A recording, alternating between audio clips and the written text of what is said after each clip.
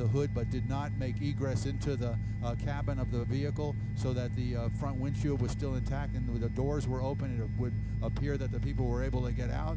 There were several people that were what the fire department called walking wounded with minor bumps and bruises and contusions.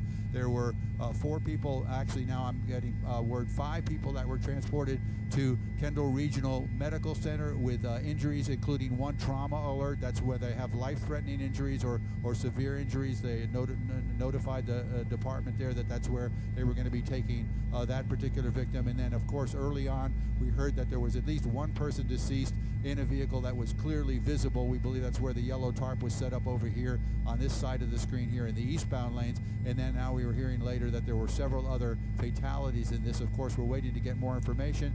Fire Rescue did an assessment, spoke as we spoke earlier when we started about who was here and who was working and where they were, what their job was.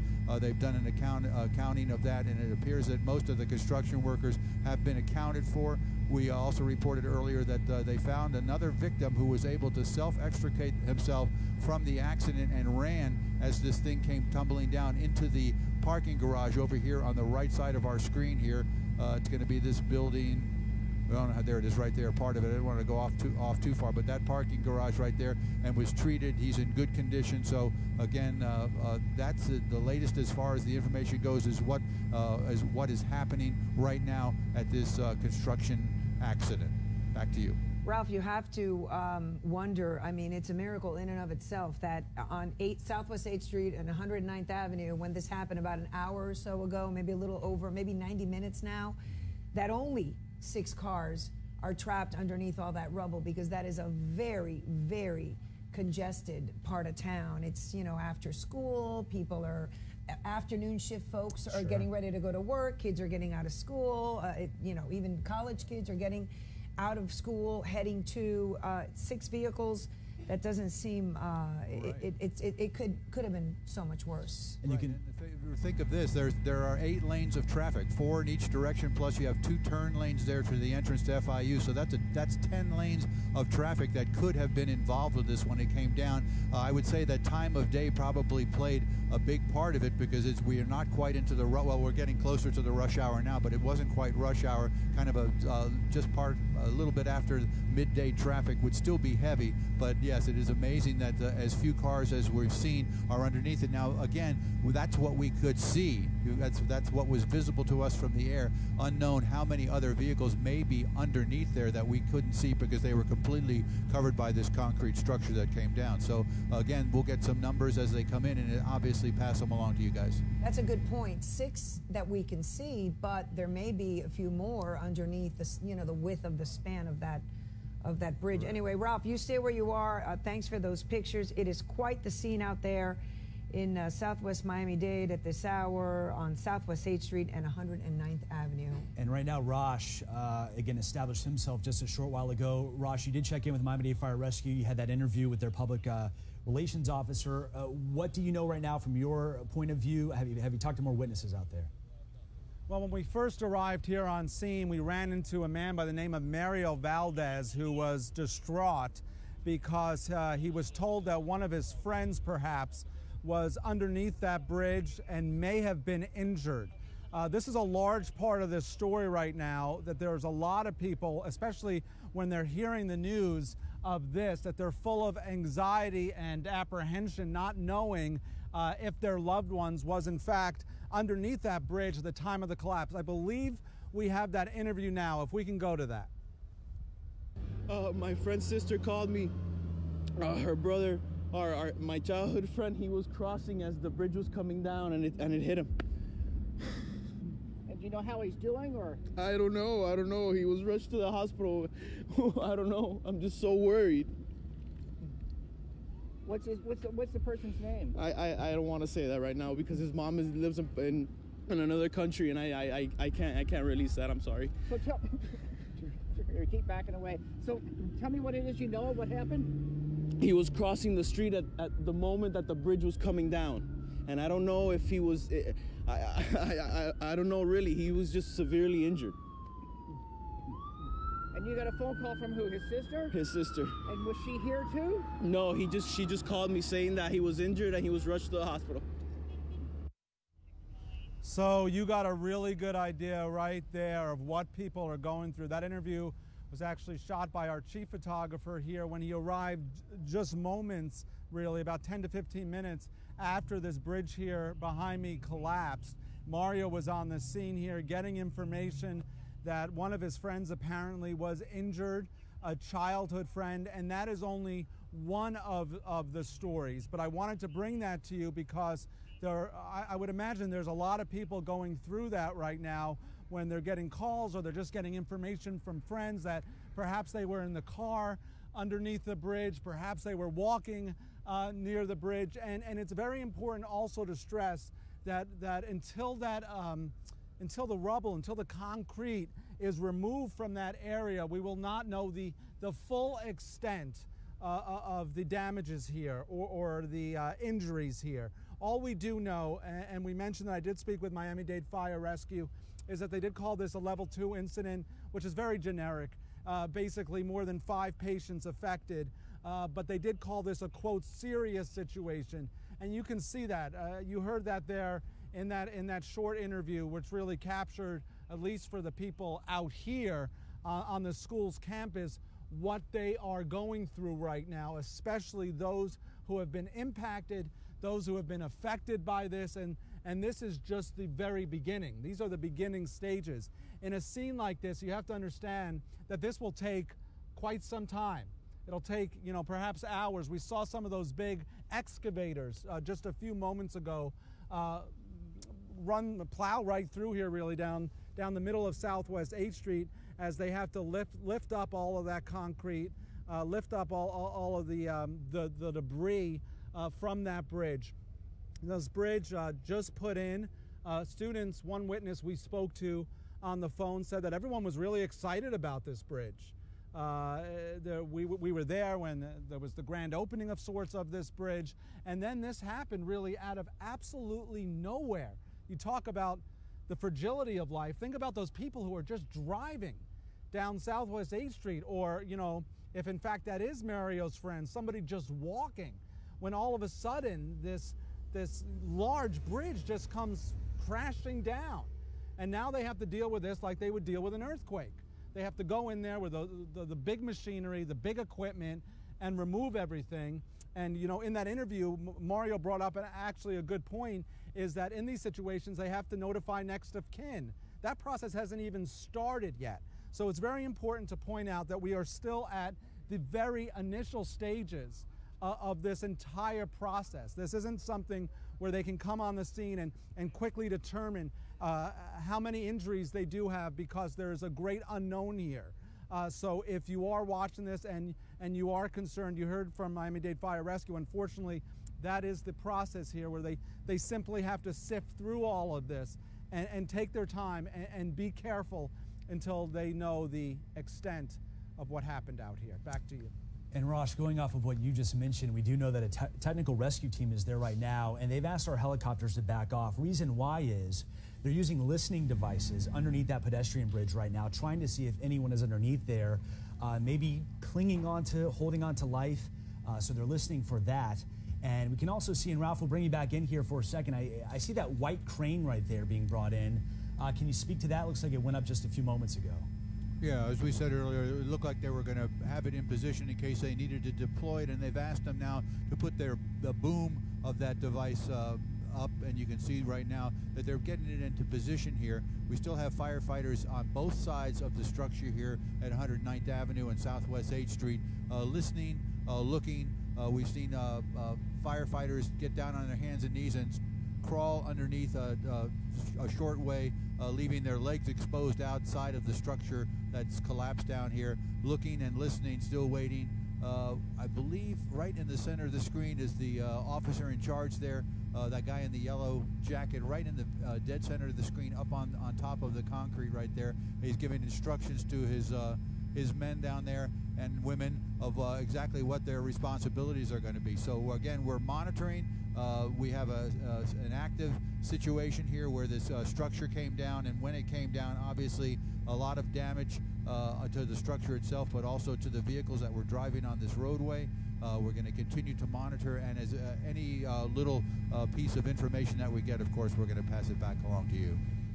All right, Ralph, thanks. If you are just joining us here at 3:30, you are watching a developing story unfolding here in Southwest Miami-Dade. These are live pictures of the pedestrian bridge, the FIU Sweetwater University City pedestrian bridge that has collapsed onto Southwest 8th Street. There's a live picture of the scene on your left, and on the right, you can see cars that are under that bridge, and a major rescue operation is underway at this hour, trying to save anyone who may be trapped underneath that bridge. At this hour, we understand that at least as many as 6 vehicles are involved, but there could be more. 5 people have been taken to Kendall Regional Medical Center as a result of this terrible accident. But again, these numbers possibly may be changing as the rescue efforts continue at this hour and for many hours to come in Sweetwater. And as we mentioned, we'll divide our screen here with the live pictures from above, and then the stream of new video as it continues to come into the newsplex. And as we have been reporting, Ralph and Lynn and Jeff, our colleagues throughout the afternoon here in our coverage, the bridge was not open at this point to pedestrian traffic. There had been a bit of a dedication of sorts when they lifted it from its temporary supports over the weekend on Saturday. So pedestrian traffic, if there's anything to be thankful that there was no pedestrian traffic on the bridge at the time. But when it did come down and pancake, it did fall on passing vehicles on a very, very, very busy roadway. And the process now is identifying how many are underneath and how many people may still or likely are still trapped. And as we've been telling you, as Ralph has been telling us as well, that's a process that's going to take some time. It's underway now. The technical rescue team is on site. They will scour it square inch by square inch. They'll use a system of pulleys to begin to remove chunks of the debris. They'll also use, and Ralph, if I heard you correctly, it's called a Polaris, which is that listing device where they can hone in on specific sections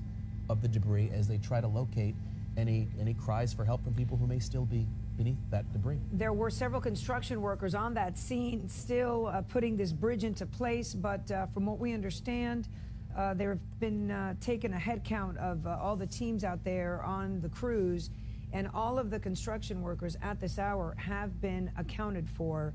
So that is a little bit of positive news in what has been just a horrible afternoon out there for the folks involved in this. And for folks who had some concern that loved ones might have been in the area or traveling through the area, from FIU police, they've sent out word that there is a family reunification area. If you are worried about loved ones and you're wanting to know where you might be able to locate them, and again, it's probably not going to be easy to get there at this hour considering this effort that's going on, but it's on campus at the SASC building. You're urged to enter campus from Southwest 107th Avenue in the 16th Street entrance. That's been designated as the family reunification area for loved ones of students or faculty or staff, anybody who might have been in that area for whatever reason. That's where you can come together. And we'll, of course, get back to this information throughout our coverage this afternoon. Governor Rick Scott expected to be down there later this evening to get a full briefing on what happened there and the status of the rescue efforts that will be taking place there all day and probably well into the night. We've heard from the governor's office on that. And now we understand that the National Transportation Safety Bureau is also sending a team in to investigate this bridge collapse as well. So the federal government now getting involved in the investigation here to try and figure out how this happened. Probably a likely offshoot in this situation. Ralph Rayburn's been providing us with the pictures and so much information, as he always does, and he's here with us once again. Ralph, I'm curious, you've seen so many of these types of things before under slightly different circumstances, but from the point of view of the technical rescue team, do they approach it the same way? Is it a grid type search where they go section by section, or is it perhaps because this is a smaller area of concentration, is the approach look to you to be a little different as they look for people in that rubble? That's an excellent question.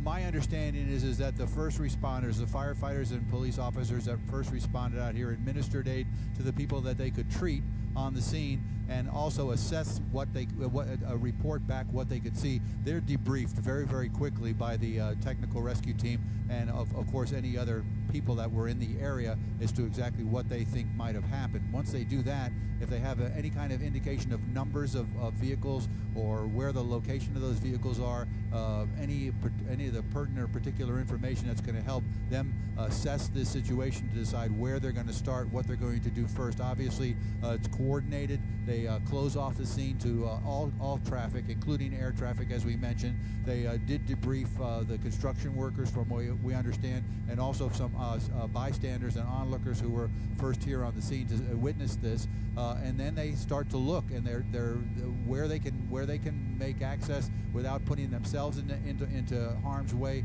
or into any danger. They'll effort the rescue efforts. In the meantime, all that information is transported or transferred to a big board at the command post so that they know where all of their assets are and what they're doing. They work diligently to do the search and rescue portion of this until such time that they determine that the rescue portion is no longer needed. That would mean, in other words, they're going to continue to listen and look and search and access all points that they can get to.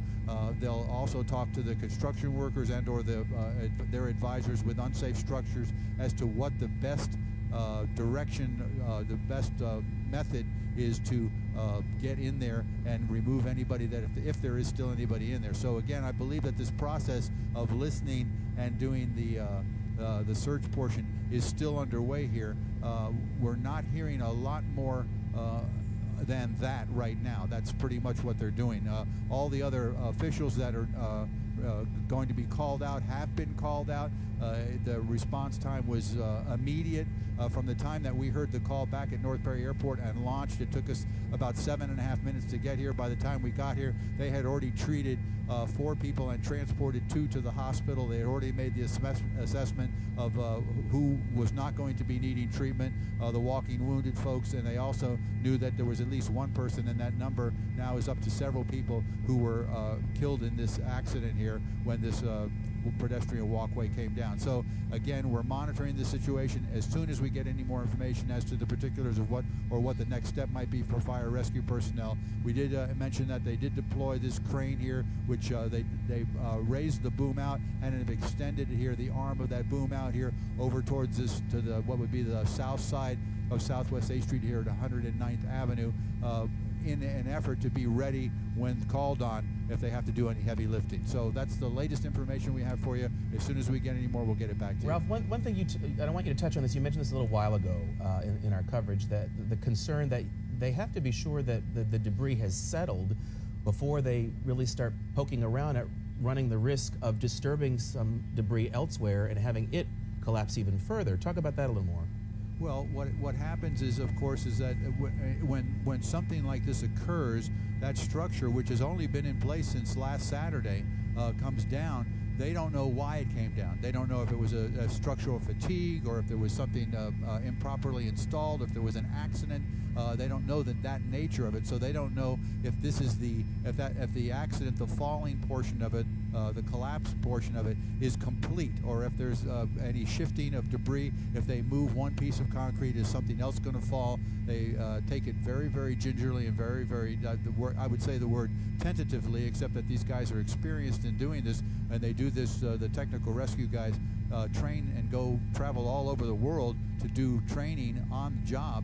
And of course, obviously assist where their work or their help is needed where you have natural disasters, earthquakes, mudslides, all these kind of incidences that happen around the world. So again, this is kind of an oddity for us here in South Florida, but the training here is paramount, and of course the first responders were here very, very quickly, as we mentioned earlier. So that's a good sign of ministering aid and getting these folks that needed to get to the hospital as quickly as possible. And Ralph, that's obviously people at home may be watching us and wondering, why aren't they in there? Why aren't they pulling people out? Why aren't things happening?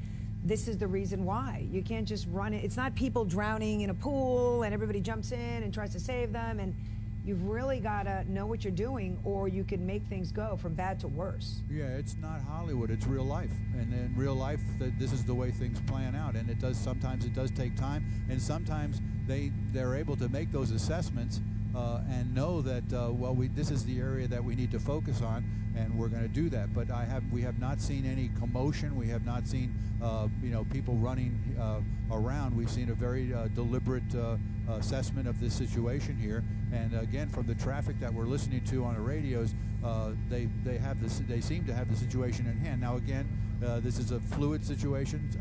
There may be information, or there may be things that are happening that we're not able to monitor. We want to advise folks of that. So again, we'll just continue to provide the pictures, and what we hear, we'll let you know.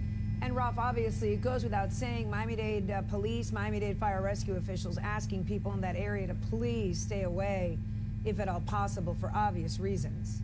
Yeah, we'll just give you the big picture here for a second. We'll bring the camera all the way back out here on the left side of the screen, so you can see there's no traffic there on Southwest 8th Street, all the way back up, probably far east of 107th Avenue, and then the same thing here as we bring the camera back out. You can see the turnpike here. The police department and FHP has got that roadway closed here. Only emergency rescue personnel and law enforcement is being allowed into the area where this pedestrian bridge came down.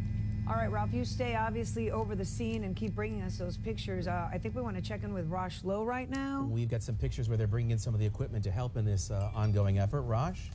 Yes, you can see it right down the street there, Craig. You can see they're bringing in those large excavators to try to help in this process. This is the second large tractor that has come in here to try to remove. Let's try to walk down here a little bit. I think we can walk down here a little bit just so you can get a bit closer. We're talking about some of the heavy machinery that is needed to help alleviate the situation here, really, to get the large blocks up, to get the large concrete up. That is just one of those excavators that are now moving through there. They're going to probably offload it off of that truck right now and go in there and piece by piece try to move the rubble away, try to figure out who is trapped underneath all that rubble. And I wanted to bring you these live pictures because we've been talking about, at least a half an hour ago, Miami-Dade Fire Rescue saying that they're going to be bringing in a lot more heavy equipment down here to the collapsed bridge right next to FIU. And I wanted to give you a live picture of what that heavy equipment actually looks like on your screen right now. Several trucks moving in here. We also saw canine units that are coming down here. We saw from Broward County, from their fire rescue.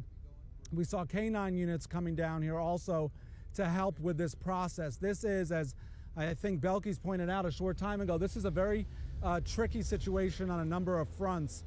First of all, they have to be concerned and take every precaution for firefighter safety, because this is still an unsettled situation. So they need to, their first priority right now is to make sure that everybody is safe going into that debris, to make sure that the people operating the excavator, the firefighters, fire rescue, the law enforcement, that they're actually safe there. Because you can see down the road here on Southwest 8th Street, which by the way is still shut down, you can still see the precarious nature of that bridge. And we haven't heard from anybody yet on the ground here just about the structural safety at this point of that bridge. As you can see, it kind of I guess on a decline down there. So they have to make sure that everything is secure there and safe to be able to go in there with the heavy equipment, remove all of the concrete, and try to get to anyone, if in fact there is anyone who is beneath that bridge right now. But that's the beginning process of some of that heavy equipment, Craig and Belkey, starting to roll on in here now. And I think the point being that, and Rosh has made this, that and Ralph too, it's a methodical assessment of the debris, and this is going to be a lengthy, painstaking effort as they work to locate anybody who is in that debris. It's going to take a while for them to do what they need to do. And you know what's interesting, we've talked about family members and traffic, and you know, so far we know 6 vehicles that are involved. But Rosh, imagine, I mean, for me personally, I called a friend who I know, his nephew goes to FIU right away. and said, call your nephew, make sure. Imagine how many phone calls have gone out this afternoon from aunts, uncles, friends, loved ones, just checking in. This is such a busy part of town. Yeah, absolutely. In fact, I got several text messages myself just from people who either went here, my wife used to teach here, friends who used to go here, saying that they make this walk almost all the time, you know, here off of Southwest 8th Street. And just to see that this bridge collapse, which was just put in, a lot of people are saying, you know what, that could have been me, it could have been anybody. Mario Valdez, if we do have that sound, worth going to again right now, because it shows you the anguish that a lot of people are in right now. This is a little deceiving from our vantage point, because you see some police on the ground, you see some fire rescue trucks, but beyond all of that are a lot of frayed emotions right now of people wondering if in fact their loved ones were there. I know there is a reunification spot that FIU has set up, but for those friends who haven't heard from their loved ones or who did get word that they may be injured, just some horrible moments right now as they try to figure out exactly what their status is and what's going on. Raj, you mentioned the reunification location. That is at the Student Academic Success Center. That is on the FIU campus, and it's on Southwest 107th Avenue and 16th Street. It's room 100, and they're asking any family members who thinks perhaps their loved ones may have been in the area at the time to head to this location if you can get there. They're asking people to access through 107th Avenue and Southwest 16th Street. This is the spot where FIU officials are asking family members to head if they think maybe they have a loved one involved in this situation. The Student Academic Success Center, Southwest 107th Avenue and 16th Street. Hopefully, let's hope there's not a lot of people there waiting for word at this hour, Raj.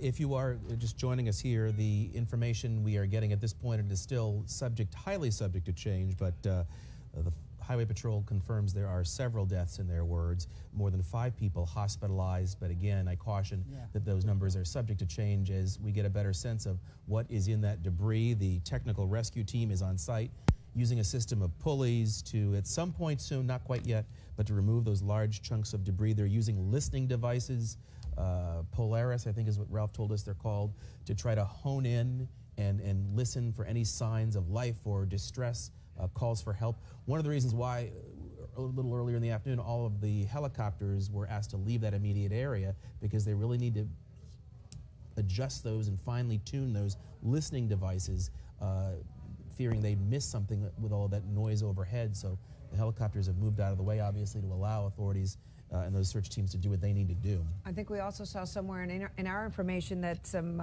search and rescue dogs from, I believe you said Broward County, BSO, are also on the way to try and help. And again, these are all of the resources that police have and use in situations like this. And oftentimes they head out overseas to, and in other parts of the country, earthquakes, mudslides and whatnot, to help in other situations. Today, it's in our own backyard. If there's any comfort at all, it's that the men and women who make up these teams are well practiced. They've, as you mentioned, traveled the globe in natural disasters ordinarily, lending their efforts and their talents to help find victims in those earthquakes, those types of situations. And now those talents sadly have to be used here at home, but they are extremely experienced and well versed in the business of locating people in situations like these. And that effort, as we say, is underway right now. At this point, we know that at least 6 vehicles are involved. But again, we can't stress this enough. All of these numbers may change. Right now, to the naked eye, on that scene, you can count 6 vehicles.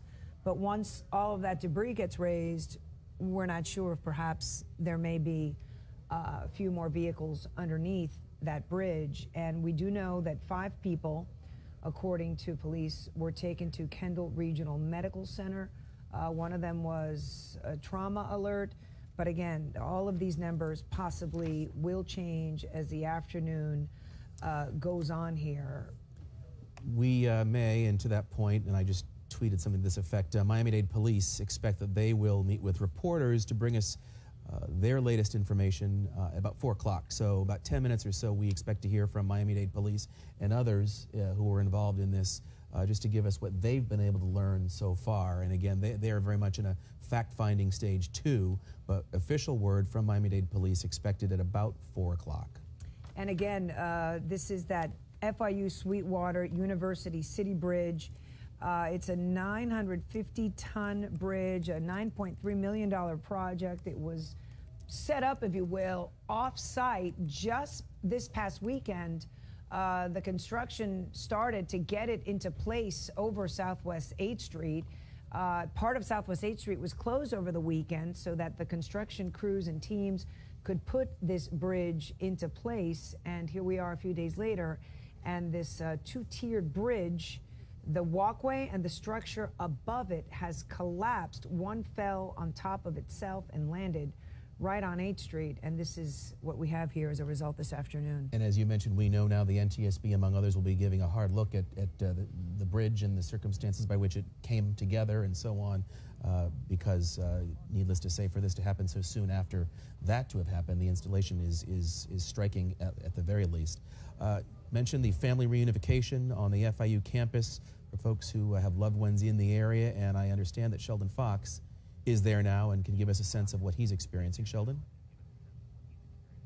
Hey, Craig, we're just about on the center of campus, just off of 107th and 16th, and it's quite busy, as you can imagine, as you try to make your way through the areas of campus, areas that might be pretty free-flowing with respect to traffic, but a different story today. We just were able to make it to this spot. This, and we'll show it to you right now, this is what they call the SASC, which they say stands for Student Academic Success Center. It's that big building there.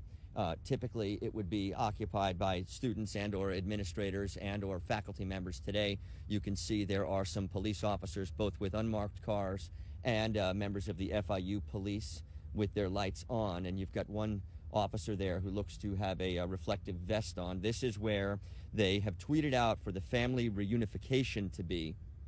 They're hoping that if there are family members or friends of loved ones, victims, people with questions, that they could come to this specific spot. We've been here for the last few minutes. I haven't seen anybody coming, but I can see that there are officials there waiting to receive these people should they make their way out to this area. A very difficult situation to have to wrap your mind around here, as we know that potentially family members and or friends will be making it to this building to hope to reunite with those who might be connected to those who were injured or a part of this accident today. We haven't been able to speak to the officials out here on scene yet. We hope to get the chance to do that. We know that lots of traffic's been redirected around this area, and it continues to be that way. A couple instances where we tried to make a turn or two and we were turned right back around by officers, some police tape up in different sections of campus, as you might understand.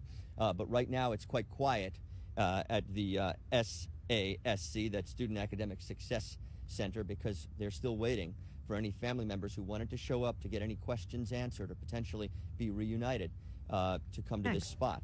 Craig and Belkis?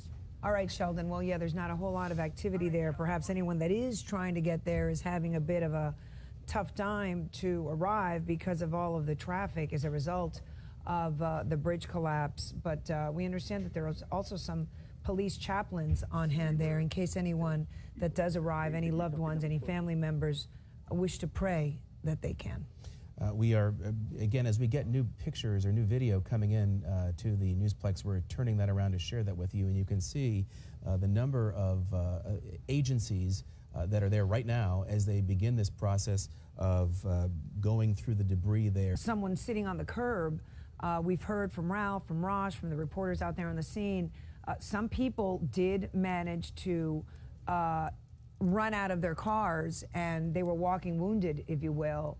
And some of those folks were just treated there on the scene for some minor cuts and bruises. You know, on the physical, I'm sure emotional, that's a whole other story. But we do see in this video that we're showing you some people sitting on curbs and whatnot that did manage to escape moments after this happened. They may maybe been a few cars behind, whatnot. Some of the debris may have, crashed into their car, broken windshield, the hood of the car or whatnot, but they ran out of their cars just in time and managed to get out of that situation safely. We know the governor has altered or adjusted his schedule. He had an event in Sanford, so over on the other coast, but that's been scrubbed so he can come here and be briefed by emergency officials, and I would expect we'll see him at some point there later on this evening. And as I mentioned a few minutes ago, in a few minutes' time, Miami-Dade Police, they're expected to meet with reporters to share what they've been able to figure out so far. And I caution, we're probably not going to walk away with a lot of information at this point in time because they're still trying to get a sense of what they're dealing with themselves. But in the interest of keeping the public informed, they are going to come before the cameras and give us whatever it is they do have. But it may be quite a while before we're able to firm up details in terms of the numbers of injured and the numbers of deaths because they just haven't been able to scrutinize that debris well enough to know that yet.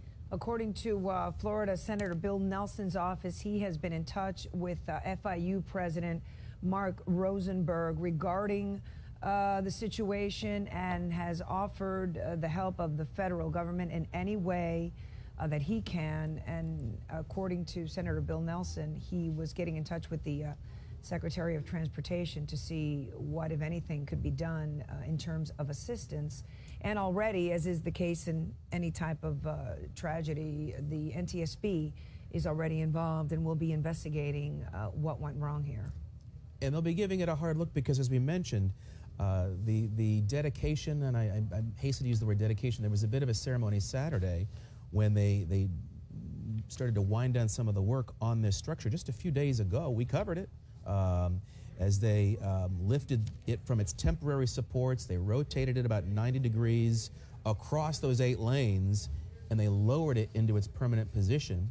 This new type of engineering, this new type of concrete that was used, all of that happened just a few, here we are from, I think, early Saturday morning. This is time-lapse video of the bridge, I believe, as it was getting put into place there. This happened early Saturday, and it's being hailed as a feat of this new type of engineering, if you will, using accelerated bridge construction methods, which are being, I guess, taught at FIU. So there's a good deal of pride associated with all this. These are pictures. I think we can see the congressman there, Diaz-Balart and Commissioner Diaz, among other local dignitaries. Countdown as they got the bridge into place. It was, over the weekend, it was cause for celebration. It was going to help students get from one side of 8th Street to the other, and the community as well. It's a big road. A lot of people have to get across it. It's dangerous. This was supposed to be an answer, a blessing, if you will, for that area, and we're looking at something completely different just a few days later. So for this to have happened just a couple days after that, 3 or 4 days after that, is needless to say astonishing and terribly tragic. The university president, you mentioned him a moment ago, did put out a statement saying, "We are shocked and saddened about the tragic events unfolding at the FIU Sweetwater pedestrian bridge. At this time, we're still involved in rescue efforts and gathering information. We're working closely with authorities and first responders on the scene. We'll share updates as we have them." And this from MCM, the Munilla Construction Management. Our family's thoughts and prayers go out to everyone affected by this terrible tragedy. The new University City Bridge, which was under construction, experienced a catastrophic collapse causing injuries and loss of life. We're all devastated and are doing everything we can to assist. We expect a full investigation to follow, and we will cooperate in every way. Terrible juxtaposition from celebrating this just a couple days ago to now having... To today. Yeah. We keep saying 950 tons, 950 tons. Just to put this into, terms that you can wrap your head around, that would be the equivalent of about 270 elephants. That's 950 tons. Or approximately, if you put together 238 SUVs, that is what has collapsed on Southwest 8th Street this afternoon. And that is what these tactical response teams are dealing with at this hour, trying to get anyone who may be trapped down there out and get them to safety and save their life, if at all possible. And as our Ralph Renberg pointed out to us a few minutes ago, that process is underway. The multiple agencies involved are going through the meticulous task of examining the site and the debris field there as they go section by section, looking for anybody who may still be trapped underneath that debris. Well, if you are just joining us, this is 7 News at 4 o'clock, and these are live pictures of a major news alert we have been following here on 7 News for a few hours now. A 950-ton section of a pedestrian bridge coming down just near the campus of FIU. Several people dead, several injured, and reports at this hour that many are still trapped under massive, giant amounts of concrete. It's being called, and you can understand why, a catastrophic event. Rescuers digging under that bridge to try to get to those who may still be trapped. All hands on deck, all medical professionals dealing with multiple injuries on this frenetic site still at this hour. And I'll look from the ground now. These pictures begin to show the scope of this massive, this terrible event that's unfolded. If you are just joining us for our coverage here, it is all unfolding at FIU's main campus. Hello again, I'm Craig Stevens. I'm Belkis Nure. Let's get you back live over the scene. We have a network of 7 News reporters covering this, and we're going to get started with 7's Rosh Lowe, who looks like he may be having an interview ready for us. Rosh. I'm right here. We were just speaking to people who are coming out of the campus, just talking to us about their shock. They're sitting in class and all of a sudden they hear this bridge collapse. We'll get to that in a moment here, but first let me get to this. Let me get to this statement from FIU, Florida International University. Let's go right to that statement right now. Dear members of the university community, we are shocked and saddened about the tragic events unfolding at the FIU Sweetwater pedestrian bridge. At this time, we are still involved in rescue efforts and gathering information. We are working closely with authorities and first responders on the scene. We will share updates as we have them. Now, somebody just sent me a photo. I want to make sure that we have this photo. This was a witness who was driving along Southwest 8th Street right when this happened. And you can see how traffic, are we seeing that picture right now? We can see how traffic just stopped there, stopped at the bridge. And obviously, we do believe that there were some cars that were underneath that bridge. Now, we were just speaking to Andrea. I'm going to help translate Andrea for a moment, or try my best. We actually have Belkis back there who can help me as well. But you were in class and you saw all of this. Tell me about that. Bueno, mi director me dijo que nada, se cayó el She's saying that her director told her the bridge had gone down, and when she came out, she saw that the bridge had already collapsed, and she saw the cars that were already crushed, and they told her that several people had already died. What was that like? I don't know, but me quedé impresionada. What she saw left quite the impression. This could have happened to anybody that happened to be at that location in that moment. It could have been a victim here. I'm sorry that you had to go through that. I'm sorry that you had to go through that and you had to see that. But thank you, Andrea, for speaking to us. And Belkis, I thank you as well. You can still see. Thank you, gracias. But you can still see. I mean, these are students who were simply at class here. Just imagine that. Students simply at class. And I wanted to, and thank you for the translation, Belkis. I wanted to at least bring a student on the air with all of you so you can see what students are going through.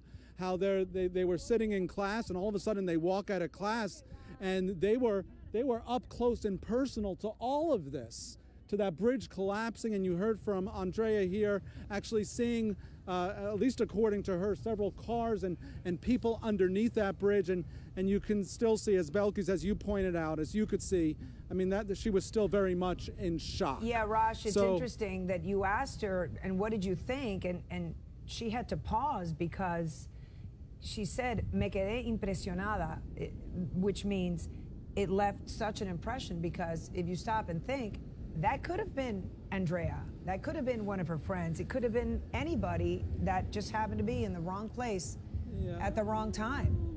Let me show you this now, the crime scene investigation. This is Miami-Dade police pulling up on the scene right now. Part of our job, part of what we try to do is to try to bring you the human connection here from the scene. You heard from Andrea. We showed you that photograph, which spoke a lot to me. I mean, imagine just driving here on Southwest 8th Street and all of a sudden this bridge collapses right in front of you.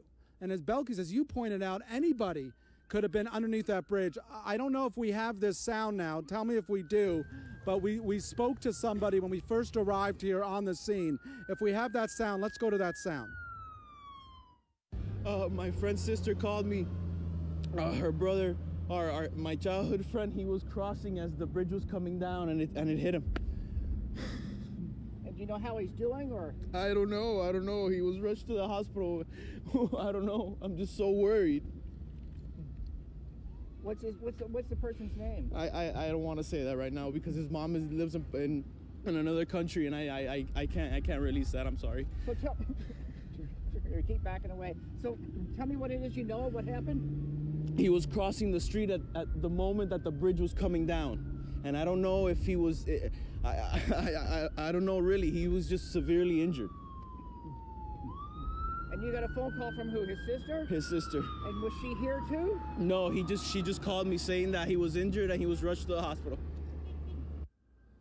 Okay, and that gives you a really good idea of what we're dealing with out here. We're dealing with students like Andrea, who you heard from, who had to deal with the shock of all this, of coming out and actually being stunned. And then we have people like Mario, who after he spoke with us, moved around to the other side of the scene, desperately trying to get information on his friend. And behind me, just in closing here, still a very active situation as Miami-Dade Police, Miami-Dade Fire Rescue, with all of their tactical units trying to lift up all that debris to see exactly what they're dealing with. Back to you. All right, Raj, let's hope that during the course of the evening, keep our fingers crossed, obviously, for some good news that some people may have survived this. Live Team 7 coverage continues now with Jessica Hawley. She's also on the scene. Jess, what do you have for us? We're on the east side of the bridge collapse, and this gives you a wider view of the ground view here. The area surrounded by rescue vehicles working nonstop, trying to figure out exactly how they're going to lift those monstrous slabs of concrete.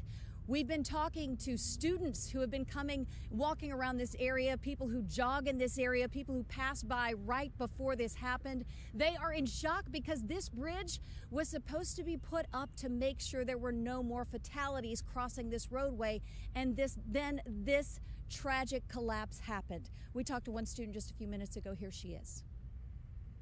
Well, I think it's really hard because the bridge was put up because students have been killed crossing the road, so they were trying to prevent stuff by putting up the bridge. I mean, you can't really expect for something like this to happen, and I think that's all that it is. Like, everyone was trying to do their best part, and it was a very bold move for FIU to put up this bridge, and I think it was like one of the largest bridges that I've ever moved. I saw something like that, but that's kind of all there is to it. Like, it's devastating, and it really is, but there's nothing that anybody really could have predicted that this would have happened.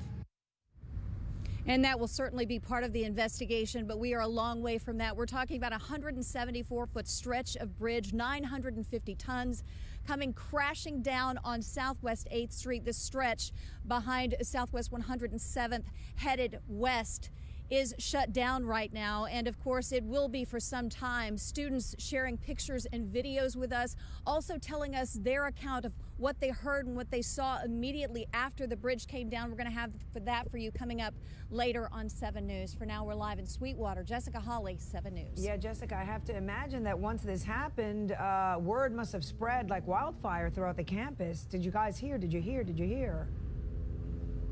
Absolutely. People were getting phone calls. People were frantic, trying to, reach out to their family members. I mean, if you have a child who goes to this university, there is any chance that any student could have been driving or jogging or walking underneath that bridge. So a lot of families breathing a sigh of relief tonight, but we have seen a lot of people frantically running to the scene on their cell phones. We also talked to a lady and her daughter. They said they helped a woman right after the bridge collapsed. She was taken to the hospital. They're headed to the hospital. So a lot of people worried today, but again, we don't have have any official numbers. We know there were several fatalities, many injured, still waiting to get all the details on just how bad this situation is. Belkis? And you wonder, too, because this is new and there's the novelty of it, it's the situation where people might want to just go check it out. Hey, have you seen the new bridge? It's finally, they put it in over the weekend, and you can only hope that there weren't folks who just wanted to go by and have a look at this bridge that was meant to make their lives as students and people who use this campus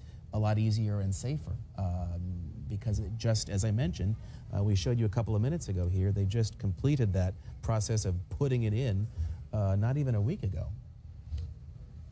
And Craig, we're not sure exactly if the bridge was blocked off. We were told that the bridge was not officially opened when this collapse happened, but I'm not sure, we don't know for sure if it was blocked off to where there was no access. There possibly could have been construction workers on that bridge. From where we're standing, when we were closer a little bit earlier, we saw crews working in the corner to the right side from where we are, where it looked like a huge slab came down where the crack was. We know there were crews working fast in that area, so it's possible that there was a vehicle under that area, or it's possible someone was on top. Students are telling us, who are very close to the scene and taking pictures, that they saw several cars underneath that slab of concrete. Again, we have some of those pictures and video, and we're going to get that to you as soon as we can. All right, Jessica Holly, thanks so much. We'll get back with you, Rosh Lowe, also on either end of the campus there, getting the sense from students and those as everybody absorbs this terrible tragedy that unfolded this afternoon. Just to elaborate a little bit more on what Jessica was talking about, the bridge was not officially open, but there were some construction workers that were still working on things and were on it and whatnot. But last we heard from Ralph Rayburn, and again, we can't stress it enough, all of the information is fluid. Since this started, we're doing our best to stay on top of it, but we are waiting to hear from officials to give us actual numbers and confirmation. As best they can As best they can at this point, exactly. Ralph had told us that all of the construction workers on the scene had been accounted for. They did a head count, and they have a process in which they go about and figure out, is everybody still with us? And they went ahead and did that. And according to Ralph, all the construction workers that were on that scene are accounted for. So at least that is good news for the family of the folks that are working out there on the bridge. We've split our screen again, and apologize, the video is breaking up on one side there, but you see the gaggle of microphones there, and that is where we anticipate in the next few minutes, not sure when, they'd said about 4 o'clock, but that's always subject to change. We'll hear from Miami-Dade Police and any other authorities involved in this investigation and this search and rescue effort, as it is at this point still. We expect to get a little more in the way of information, but again, I keep cautioning, don't expect that we're going to get all that much, because they still don't have a very clear sense, as far as I can tell, of exactly what they're dealing with underneath all that debris. It's going to be a while before they know that, but as best they have the information, we'll get it when they come to the microphones in a couple minutes. I suspect at this point we may be hearing about the tactical response team's operation. What do they have out there? What's the procedure? How are they going to lift this thing? How do they operate on situations like this? And that, obviously, that's firm information that they know, and this is what they do. But in terms of casualties and vehicles and everything else, that may still be under investigation, and even if it's not, they may not be ready to release it at this hour. And as an offshoot to that, someone messaged me a moment ago asking about the identities of those who may have died, and you have to understand that could be several hours before we get to that. One, you have no sense of who. You might know there is a body, but you don't know who it is, and then it's a matter of notifying loved ones, relatives. So it could be a while before we have any sense of the identities of people who were perished when this bridge came down. And factor in, are the loved ones even in South Florida? Sure. We heard from that witness that, not the witness, the friend that Rosh Lowe interviewed, whose sister of a possible victim called him, that he was walking near the area. The sister called the guy that Rosh interviewed, and he said, I got a call that my friend was hurt. He was taken to the hospital, and I'm very worried because I don't know what his condition is. And our photo journalist asked, what's the person's name? And he's like, I'm not comfortable saying that because their parents aren't in the country. So you've got to find out where the next of kin is, and a lot of them may not even be in South Florida. FIU has a very broad international student body. It may be some time before we get to that point, and I think at this moment, as we will hear, this is a search and rescue effort, and the energies are dedicated toward getting to those who may have survived and are still trapped in that rubble. Ideally, we'll get a sense of that effort from authorities when they speak to us in the next few minutes or so. As is custom in these situations, and I think Ralph pointed this out earlier, it's a search and rescue effort to rescue those who may still be trapped, and then when they conclude that enough time has passed where it's unlikely someone could survive, it becomes a search and recovery effort. And we'll get a better sense of that again from authorities when they speak to us in the next several minutes, what they're dealing with, and again, how they plan to proceed in the next several hours. We saw during the course of the afternoon several pulleys rolling up to that scene, backhoes and whatnot, all sorts of heavy equipment and heavy machinery. And we do know from Ralph that they use a system of pulleys, and they were using listening devices earlier as well to see if perhaps they could hear someone crying for help that would help them locate possible survivors. I just read this. I guess we want to do this again. This is a statement from Manila Construction, and I'll read it again for you, the folks involved in this project. Our family's thoughts and prayers go out to everyone affected by this terrible tragedy. The new University City Bridge, which was under construction, experienced a catastrophic collapse, causing injuries and loss of life. We are all devastated and are doing everything we can to assist. We expect a full investigation to follow and will cooperate in every way. Manila Construction, a family business in the area, and obviously they are committed to helping authorities get to the bottom of this. We know the National Transportation Safety Board will be convening or sending a GO team, which they'll be a part of the investigation and to try to figure out the cause. So that from Manila Construction. Step one, obviously, is to find some of those people that hopefully are still alive underneath all that rubble and get them to safety. The last number that we had, again, still not sure if it's up or down, but we've heard that as many as 5 people were transported to Kendall Regional Medical Center, and one of them was a trauma alert. But again, once we get that news conference underway, as you can see from the previous picture, has not started. Hopefully, maybe we'll get a little more information. Sheldon Fox is on the FIU campus. He is at what's being called the Family Reunification Center. Tell us what that's about, Sheldon. Yeah, Belkey's about an hour or so ago, the university and other officials, Miami-Dade police and others, had tweeted out information about this being the potential spot for what they call a Family Reunification Center. We're going to step out of the way and show you the little bit of activity that's going on just in front of where this newer building on FIU's campus sits. You see members of the FIU Police Department there behind us, some unmarked cars and some SUVs there with their lights on. They are potentially there to receive family members or anybody connected to those who might be involved in this accident, potential family members and or friends, those connected to victims. It's also where people can come potentially and get questions answered by members of the faculty or members of the administration and officials. This, by the way, just in case someone's watching this and looking for where to go, it's just off of the main entrance of FIU's campus. It's Southwest 107th Avenue and 16th Street, the main entrance there. You would potentially make a right-hand turn upon getting in, and you would be able to follow a sign or two that will lead you to the SASC building, the abbreviation for Student Academic Success Center. So far, we've been here, I would say, about 20 to 30 minutes. It was very difficult to get to this spot because of some of the traffic that was being redirected in some of the blocks on campus following this tragic accident. But upon getting here, we have seen some real light activity, just members of the FIU Police Department and some other officials out here waiting for anybody that would come in. This is a rather large building, a relatively new building on FIU's campus, and as I said, they are waiting for anybody who could potentially be connected to victims or anybody with questions about what might have happened here, anybody with questions about those who might have been involved. We know that it's room 100 as well, according to the Miami-Dade Police Department. Belkey and Craig? All right, Sheldon, I'm sure a lot of the students there at FIU probably have a lot of questions as to, you know, how could this have happened? And we'll begin to get the process of some answers fairly soon. We are expecting to hear from Miami-Dade Police Director Juan Perez, the Chief of Fire, Dave Downey, and the Mayor of Sweetwater, because of course Sweetwater this is a Sweetwater situation because it connects Sweetwater with the campus there, Orlando Lopez.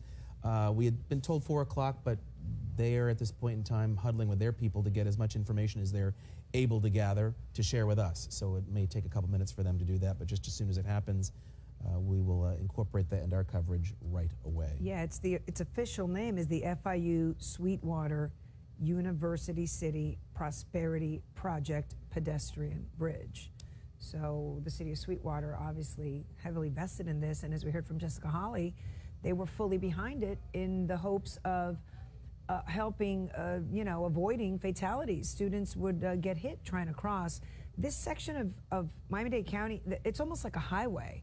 There's people certainly 4 drive lanes, that way. yeah, and it's 4 lanes each direction plus 2 turning lanes. It is a busy, congested area. And the idea behind this, the well-intentioned idea, was to provide a safe way for folks to get from one side to the other without having to try to traverse those 8 lanes.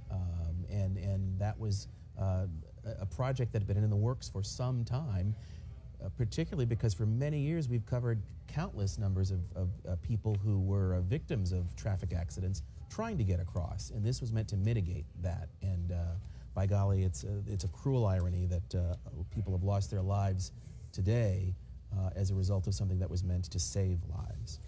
You're looking at a live picture of that scene now. You can see all sorts of rescue personnel on hand. There's heavy equipment there. There's obviously flashing lights as far as the eye can see. The process just still underway to try to determine the best way to move all of this heavy concrete and try to figure out the best way to try to get to these victims without making things go from bad to worse. Because if you're not careful, you move one piece of concrete and something else shifts, and it'll make the collapse even worse for anyone who may be down there trapped and still alive, which is obviously the hope here, search and rescue. I think we have another view of this from some cell phone video that I'm not sure the source of it, but it ought to look familiar to you by now if you've been following along with our coverage. This looks to be, well, a little bit after the fact because the tape is up. They've been able to secure that scene. So this is not the immediate aftermath of the collapse, but obviously in the hour or so since it happened. It almost looks like it's possibly some Send It to 7 video because of the way it's been shot and whatnot. And by the way, if you're watching at home, if you're a viewer or know someone who was out there and perhaps you've got some video you want to share, please feel free to send it to 7 at WSVN.com. This looks like that's what this is, and you can see, as you mentioned, the yellow tape is already up, but you could see cars, lights still underneath there, and police and fire already on that scene trying to get a handle on what do we have here and how do we start to correct this huge undertaking. We also are getting in from our crews in the field some eyewitness accounts of this incident as it happened. Let's go to some of that. And then all of a sudden we hear a bang. I turn and I look and I tell the detective, I said, this can't be the bridge. And then he says, no, the bridge. And then one of the officers runs to get the radio, and then he runs right back out and he's screaming, the bridge, the bridge. And when he said that, I'm literally 300 feet away. So I turn and look, and then I'm seeing what looks as the bridge not having the same design as it had. It was kind of discombobulated. So I run, and the scene that I saw, I mean, the pictures that I have, over 20 cars under the bridge. You can't even see the tires. I mean, squished. All right, we'll get back to that in a second. Right now, we want to take you back to the scene where officials are planning on briefing the media as to the latest information that they have in terms of this search and rescue operation. Again, we keep saying this, can't stress it enough. We know that 6 vehicles are involved, 5 people taken to the hospital, but all of that more than likely is subject to change. We expect to hear from the Miami-Dade Fire Chief, the Miami-Dade Police Director, and the Sweetwater Mayor as well will make a statement there. You can see all the microphones, all of the reporters out there waiting to get information, and there may not be a lot of information to share at this point because the operation is underway. And they really are, as Ralph had pointed out to us. The work of the technical rescue team is underway. They're going through, they're canvassing those areas where the large pieces of debris have come down, trying to get a sense of where there might be a vehicle trapped underneath, where there might still be someone trapped. So they're doing that as we speak, but it's a slow, it's a painstaking process, and their priority is that process, not bringing us the new information. So the fire chief, the police director, the mayor may not have a lot in the way of info at this point because these men and women are doing the work of trying to save some lives at this point in time. And thank goodness for daylight savings time. It's going to provide these rescue crews a little more daylight to help save some of these lives, these people that are trapped underneath all this rubble that are hopefully alive and can be taken out of there and rushed to the hospital and have as many lives saved as possible. We know that more than 5 have been sent over, I think, to, we said Kendall Regional, which is not terribly far in proximity, to get them the care that they need. But we anticipate if there were folks brought to other area hospitals, we may learn about that once we hear from the fire chief in the next several minutes or so. We're talking about a bridge that's 289 feet long and it's 109 feet tall. So that is, again, if you've ever been in that part of South Florida, that is a very, very wide swath there. That's Southwest 8th Street, 4 lanes each direction, plus a couple of turning lanes. It is a very, very wide bridge that is a massive amount of debris that they've got to work with and try to figure out how to start the delicate removal of all of it to get to those folks trapped underneath. And they're bringing in all of the equipment. A lot of it actually is already there. You saw it in our coverage about an hour or so ago as they brought in some of the pulleys, some of the heavy machinery, that when they get the all clear for a particular section, they can remove debris and begin to dig their way through. We know canines are going to be brought in because they're always so helpful in these situations as they try to locate people who are trapped in the debris. So all of those resources are being brought to bear onto this area as they get that process, or it's not getting underway, it is already underway. There were listening devices as well that they were using, high sonar type stuff, so they can listen to see if anyone trapped was calling for help and whatnot. So they had an idea of what they were working with. And many people did manage to just be on the other side of the collapse. And right after it happened, they just left their cars and raced out of there. And there was quite a few walking wounded, what we heard from Ralph Rayburn. And sadly, to the right where you see that yellow tarp, that is one person who we know has died on that scene, and that's why that car, that victim, is being covered by that yellow tarp, because they visibly, rescue personnel were able to assess that they did not survive.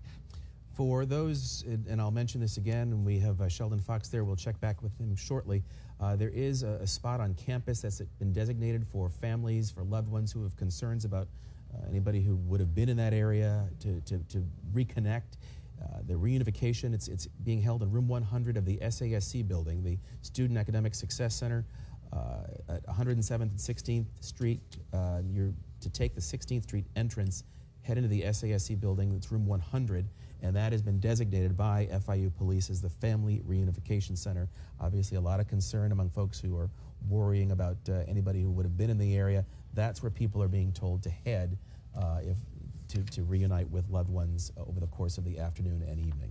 And again, this is Southwest 8th Street and 109th Avenue. This is a 2-level bridge, 2 tiers. There was a walkway and a structure above it, and from what we understand up until now, one piece basically came down on top of the other, and it just became a giant concrete pancake that landed on Southwest 8th Street and onto those vehicles. And that is where we are at this hour in Southwest Miami-Dade.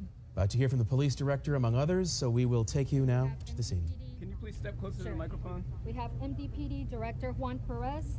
They're handling the introductions, and then Mayor here it Orlando comes. Lopez, and then Commissioner Martinez is present, but he will not be answering any questions at this time. And we also have a representative from FIU providing a statement. Okay, so with that being said, Deputy Mayor Kemp, please hold your questions to the end. Good afternoon. Obviously, we have a terrible tragedy here today. With this bridge collapse, we have multiple fire rescue units on the scene. We have our urban search and rescue technicians on the scene. We have our technical rescue technicians on the scene. We also have live search dogs working the pile right now. We have all of the heavy equipment we might need. We have as many as 4 cranes and crane operators. So we're in a full search and rescue mode, and we'll give you more information as it becomes available. We have multiple victims. The number hasn't been determined yet. The final number hasn't been determined yet, and we'll give you more information on that. And Fire Rescue is going to follow me with some more details. Thank you. Also, one last statement. I've been in constant contact with Mayor Jimenez by phone. He's watching the live feed, so he's abreast of what's going on, and he's giving directions as he sees fit. Thank you. Good afternoon. Paul Estopiñan, Division Chief, Miami-Dade Fire Rescue. At approximately 1:30 this afternoon, we received a call for a collapsed bridge. Our units responded to find 8 trapped vehicles under the bridge. At this time, we've transported 8 victims to hospitals. We have many, over 100 firefighters, technically trained TRT, technical rescue specialists, and our urban search and rescue team working on the area on the bridge to try to find viable victims. Thank you. Can you speak in Spanish, please? We'll do it after. Do Spanish second. Good afternoon. I'm Major Chris Del Pietro of the Florida Highway Patrol here in Miami. Just before 2 p.m. this afternoon, the Florida Highway Patrol was notified of a bridge collapse at this location, Southwest 8th Street and 109th Avenue. As our units arrived, along with Miami-Dade Police and Fire, we observed several vehicles that were involved as a result of the collapse. At that time, it shifted to a search and rescue effort. What we are asking the public to do is to please assist us by avoiding the area of Southwest 8th Street between Southwest 107th Avenue and Southwest 117th Avenue indefinitely as this process goes on. Thank you. Good afternoon. My name is Juan Perez. I'm the director of the Miami-Dade Police Department. First and foremost, all of our thoughts and prayers go to those the victims of this tragedy that has occurred here today. You've heard from our partners here, many other partners that are out here, law enforcement and firefighters that have come to the aid. We thank them for their efforts. You know, FIU is here, their police department has been great.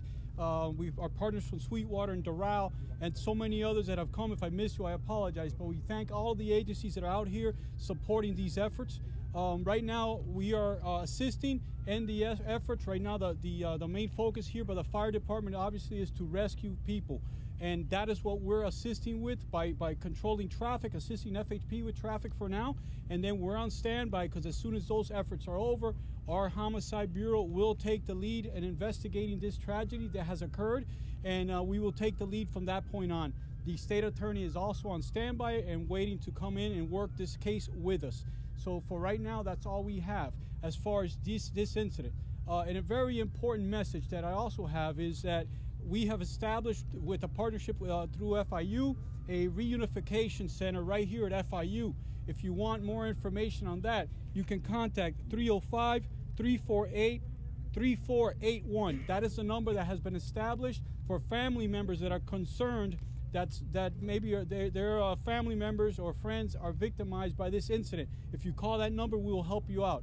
If you are one of those family members, or if you're concerned, contact that number. There is an area here to respond for the family members only.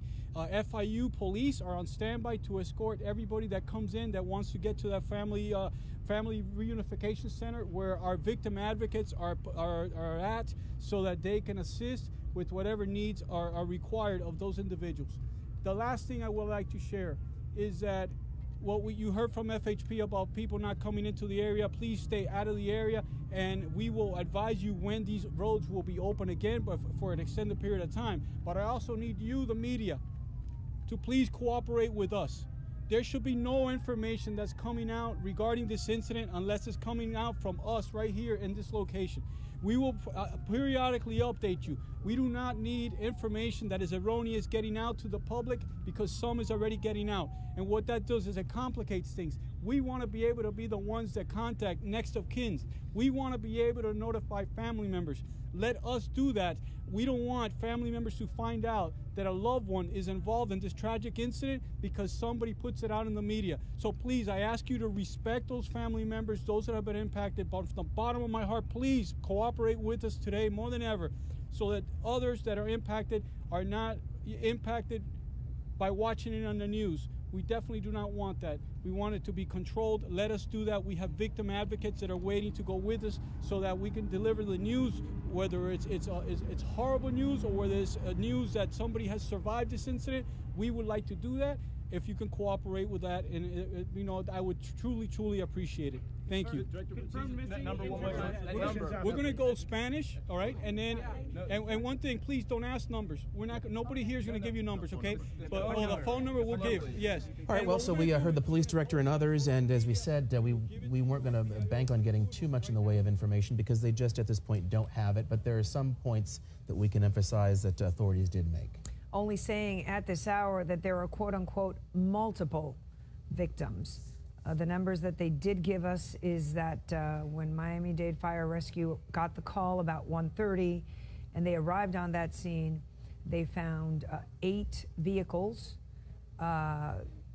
with people trapped inside, and 8 people were transported to area hospitals. Just to give us, we'll go back. Turned out to be a national tragedy. Our hearts are here, extended out to the victims that were actually able to be transported away, as well as those that may not be walking away from the scene. I'd like to thank all law enforcement agencies as well as local government that have cooperated with us. I've had numerous calls from all the law enforcement agencies and first responders. Thank you. Those are the true heroes here, trying to save and search for all the victims that could still be trapped under the bridge. It was shocking news today at 1:48 when I received a call from a mechanic that works directly across the street from the Sweetwater and says the bridge just collapsed. I can hear the crackling in his voice as he's telling me this. And this was just devastating. Had to rush to the city as quick as possible to assess this and try to work with all law enforcement and search and rescue agencies. One kudos that I'd actually like to give out is to one of Miami-Dade police officers, Sergeant Dolan, who actually owns a business directly across the bridge.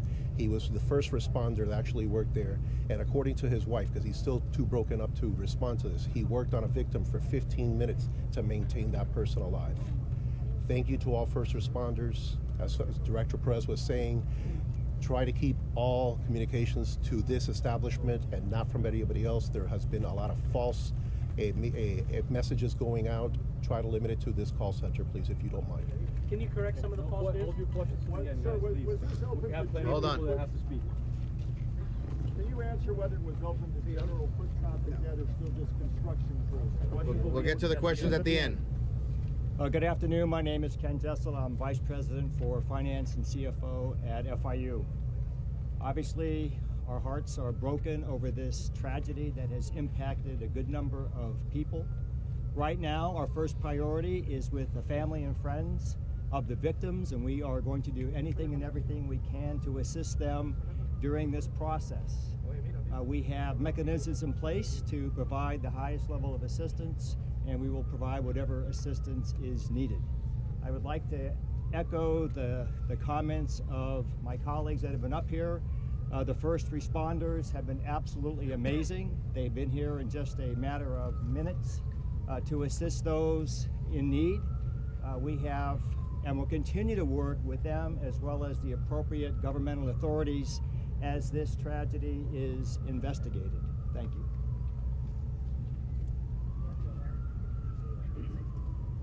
Spanish. Just to follow up on a point that made, and just to bring you folks at home in on how we operate, generally speaking, and I think it's an important distinction in the world of social media. As a rule, we will not share the name of somebody who has died in a situation like this or any other until we get official word from authorities. And we wait for that official word because they only give it to us when they have been able to notify that victim's loved ones. So that's sort of a code, a rule that we follow in any situation. Social media and so on, that's a different matter entirely, what people put out there. But as a rule, we will only share with you names of victims once authorities have given them to us, because we know at that point authorities have been able to reach their loved ones. So one other point I would make, and I mentioned earlier, the number of the resources that have been brought to bear on this. I think it was 4 cranes, some 100 firefighters, urban search and rescue team. All of them are there now, involved in this effort to try to find those. And they did call it search and rescue, which means they believe there are people who are quite possibly still alive in that debris. In their words, they're looking for, quote unquote, viable victims. We heard from FHP asking the folks perhaps that are in that area or drive through that area on a daily basis, the way that the public can assist is by avoiding this area today at all costs. It's 107th Avenue to 117th Avenue on Southwest 8th Street to please avoid this area indefinitely. Of course, today is the first day of the Dade County Youth Fair. A lot of families perhaps were going to head out this evening to the fair that's in that area, maybe take another route, maybe take Coral Way and come in through some other entrance. But Florida Highway Patrol and Miami-Dade Police asking folks to please avoid the area of Southwest 8th Street between 107th and 117th Avenue. In their words, indefinitely, until further notice. I mean, we'll keep you posted. You're watching us. We'll give you the information. This might also be helpful to you. We checked in with Sheldon Fox a little while ago at that family reunification on campus. It may be challenging to get to at this hour, but there's a phone number also that has been set up that you can call, and they really want to keep it to people who know that have loved ones in that area, that campus at the time. That number is 305-348-3481, 305-348-3481 for concerned family members. That's the number you call. It's been set up specifically for you in this situation. Which may be easier than trying to get down there at this hour. Just on a regular day at this time, it'd be hard to get to that spot. We left the news conference because they went over to Spanish, but just in case we're in the middle of a sentence and someone else comes up to the podium with some more information, we may abruptly have to dip back into it, so bear with us if that happens. Right now, I think we want to take a quick opportunity to check in with Jessica Hawley one more time. She's on the east side, I think, of campus there, Jessica? That's right, Belkis and Craig. We're on the east side, and as we speak, huge pieces of equipment are being brought in. This enormous piece of equipment taken to the scene. We're about, you can see we're about a block and a half away from where this collapse happened, and the news conference you were just watching is about a block from us here. This just a horrific scene, this huge piece of concrete coming crashing down around 1:45 this afternoon. This has been the scene since then. This is the first time we've seen a huge piece of equipment brought in the past hour or so. And of course, rescue vehicles are all around, rescue crews all around this crash scene. We've been talking to people who have been coming back and forth in this area. Of course, a lot of people are curious, but some are scared to death that someone they know may have been killed or seriously hurt in this crash. We talked to several students and people who actually assisted following this bridge collapsing onto the ground. We have some information from some of those people we spoke with. Let's listen to them now. I happened to walk by maybe 10 minutes before it happened. I was on my way to the gym, and then I was at the gym, and my phone started blowing up with texts. Are you okay? Are you okay?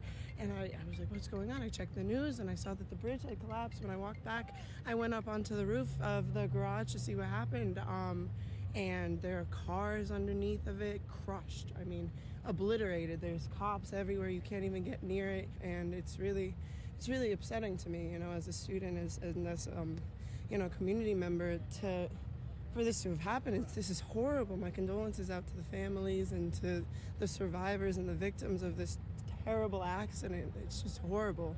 And from what I understand, this bridge was put up to try to prevent deaths crossing this road. Yeah, we had a few of our students actually unfortunately passed away due to accidents at the intersection over there. And as a student, as somebody who walks past that intersection almost on a daily basis, it's scary there. You know, there are people to make that right turn. They make it blind off of to get onto 8th Street over there, and you know, it's scary. It's scary. You know, you don't know if you're.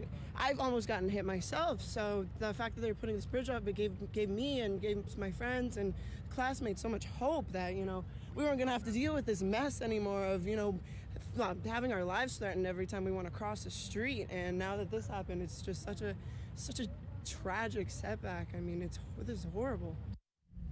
And that's what so many of the students have been saying, that they just can't believe that this was put up to prevent accidents crossing this street. And then this happened. It just went up this past Saturday, wasn't even in use as a crosswalk yet. Manila Construction Management releasing a statement. Our family's thoughts and prayers go out to everyone affected by this terrible tragedy. The new University City Bridge, I apologize. They say, you know, their hearts go out to everyone and that they will assist with any investigation that happens on scene. And again, condolences to all of the families affected by this tragedy. This is going to be the scene here for quite some time. We haven't seen any of those huge pieces of concrete lifted yet, so this is going to be a very lengthy process. Stay with 7 News. We'll bring you the latest. For now, we're live in Sweetwater. Jessica Holly, 7 News. Right, Jessica. Okay, we'll get back with you shortly on the east end of campus there as we hear from some of the folks who had eyewitness accounts and just the shock, really, is I think an appropriate word, as this all unfolded a few hours ago. All right, Jessica Holly, thank you so much for that live update. Take it back up to live pictures now, where the effort of some 100 firefighters, the urban search and rescue team, the technical rescue team, they're all there with the heavy machinery that they continue to bring in as they try to isolate the sections of this fallen concrete and figure out where they can best begin the process of trying to get to those they think who may still be alive, possibly, in that debris. We were just talking about this. You never know. Anytime we do an earthquake story or any situation like this where buildings crumble and such, there's always those, you know, miracle stories of survival, and we've all got to stay hopeful as a community that during the course of the afternoon we will see that, because no doubt Miami-Dade tactical rescue teams are doing everything in their power to find those viable victims, as they are being called. We heard from Jessica Holly. Rosh Lowe is also, I believe he's on maybe the other side of campus, where we've seen a lot of heavy equipment roll past you as well. Rosh? Right, one of the things that people out here are at least hoping and praying is that there are victims that can still be helped. And I'll step out of the way here so you can look at the scene at this hour there as they are trying to get in some of that big equipment, which we see, by the way, coming and going, and trying to rescue. This is still, at this stage at least, considered a search and rescue operation, where they're trying to go in there and hopefully, you know, rescuing someone if they are in fact caught underneath that bridge. We did hear from Miami-Dade Fire Rescue, a total of 8 vehicles, 8 victims transported at this point. Rescue and search. Rosh, we hate to interrupt, but we have to. The debris pile.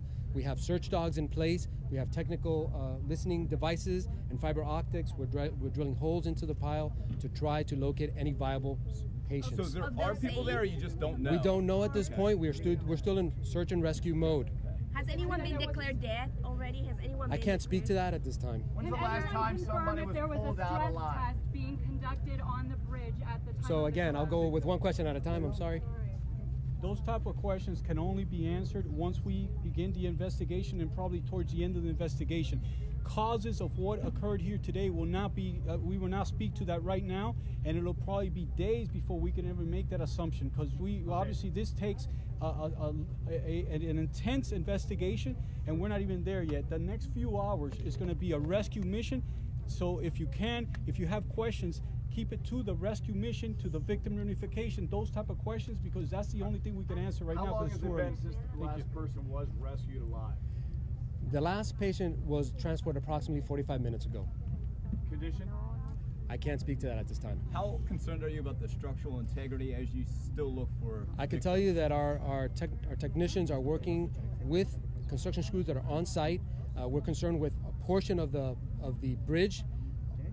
They are working the north side of the bridge with dogs and personnel, and we're actively trying to stabilize areas to continue the search. So are you concerned about that part that's leaning 30 degrees into the road? Is that the part that you're... That's correct. Okay. Did the audio listening devices help you guys locate anybody? I can't speak to that at this moment because the teams were entering the bridge area, the debris field, the hot zone, while I was walking over here. So I can't give you an update on that yet. The timeline from now on through the rest of the evening, what's going to be happening? So obviously you want people to stay out of the area, but can you walk us through the process from here on in? I can tell you that there's going to be a long incident. We're going to have rescuers here probably through the night, if not longer. The focus at this point is going to remain on search and rescue. We have over 100 technicians here working in this area that have many years of experience working on collapsed with concrete. So you can expect the heavy equipment moving certain areas of the bridge little by little, creating safe zones that they can continue their search. Are there still people in every car? Are there still people in every car trapped there? I'm sorry, I heard so many. I can't speak to how many victims in the car. We're still continuing our search. Are there still people in every car? I can't speak to that. We can only see 8 from the exterior of the bridge, of the collapse area. We're working our way into the pile, trying to create holes that we can actually physically see. What type of information did you get from the construction site manager about who was working where, who was on the bridge? What did they tell you? The only thing I can speak to is that we did get reports that there were workers on the bridge. When our units arrived, they did have some surface rescues that they facilitated, plus 2 victims that they were able to cut out and extricate from the debris. That was part of the 8 that I mentioned earlier.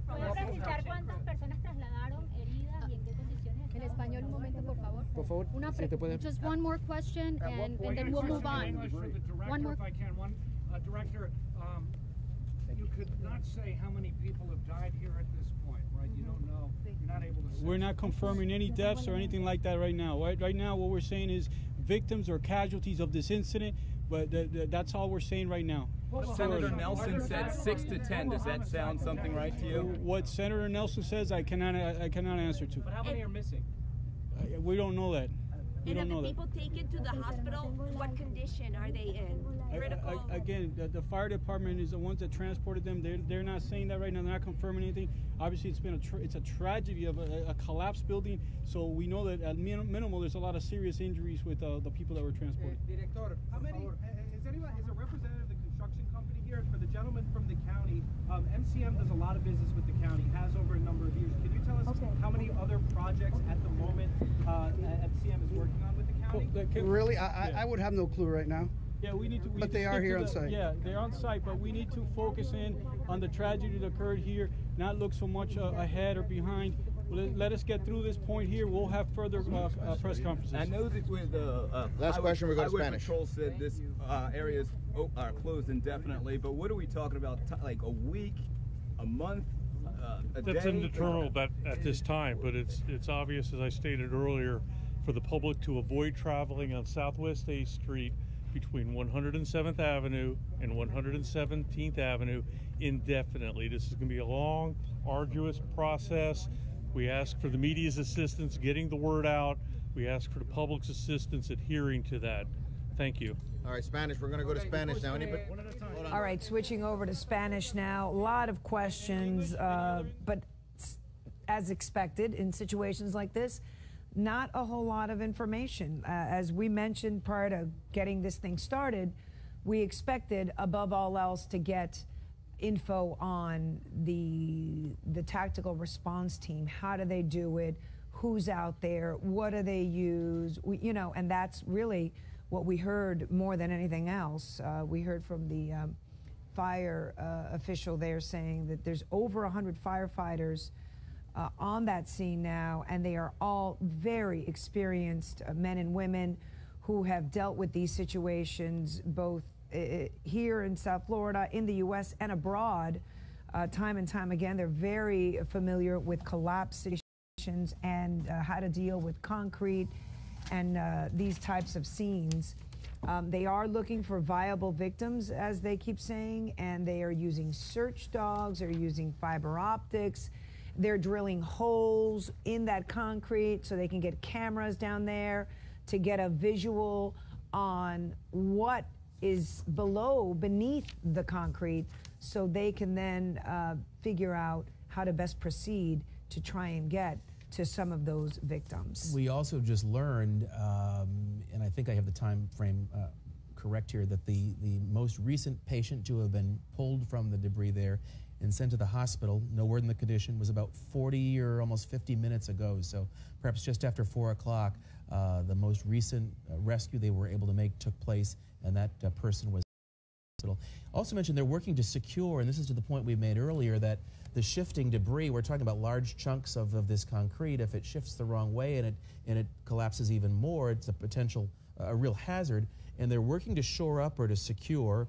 the north section of that bridge there, and once they secure that section of the bridge, they're able to get in a little closer and look for people who might be trapped underneath that section. So it's a very real effort and concern right now to make sure that the collapse, the event itself is over, in that they're not going to disrupt a piece of debris and it falls even more and causes more problems. And we talk about the victims that are trapped in cars, but obviously you want to protect the folks out there doing the searching and the rescuing as well. You want to make sure they're safe so they can conduct this operation and save, obviously, as many lives as possible. And the point made earlier that by virtually everybody we've heard from, that this is something that's going to go on for some time. Belle mentioned earlier the change in time, so they have the benefit of that extra hour of daylight, but I would imagine fairly soon they'll start bringing in the large floodlights to, because this is going to be an all-night event where they continue the search and recovery, or pardon me, the search and rescue. And at some point, whenever they deem it a search and recovery, this is going to go on all night long, and at some point soon, they'll be bringing all of that material in. And as the FHP said, this is an area to avoid indefinitely. Indefinitely. That means, and I imagine they're going to have to make some provisions for people who get home, if that's the only way that they can get home, which I don't think. Well, that's not true, because there's a canal on one side of Southwest 8th Street, so at a certain point, yeah. Yeah, there may be perhaps some sort of a checkpoint situation that needs to be set up for people that need to get, home. But again, we're just speculating at this point. Right now, the focus is on rescuing those people that are still trapped, and the bottom line is this operation is going to take quite some time. If there is anything for which to be grateful, is that all of the resources, it's not a situation where we're waiting for resources to be sent here. It's all here. They're all in place, and more are being brought in. So the effort to try to help people who might still be trapped is going on as we speak. So often in natural disasters, as opposed to something like this, it's the wait for a few days or a week for people to send in all of the equipment and all the help you need to get the work started. It's all here, and that work is going on right now as we speak. It's been going on for a few hours. As I mentioned, the last person they were able to rescue, they got to about an hour ago and sent that person to the hospital. And as we look at the live pictures, still more equipment's being brought in. And we heard from the mayor of Sweetwater, who mentioned a police sergeant who happens to own a business across the street from the collapse, and ran out there and actually worked on someone that was trapped for 15 minutes before they were able to get rescue there, and they were taken to the hospital. And he took it upon himself, even though he was probably off duty, to just jump into action and do what he could, or she could, to save this person's life. And we heard a lot of that. We heard of people who got out of their cars on their own because they were able to. Other folks that were in cars as well that ran out and helped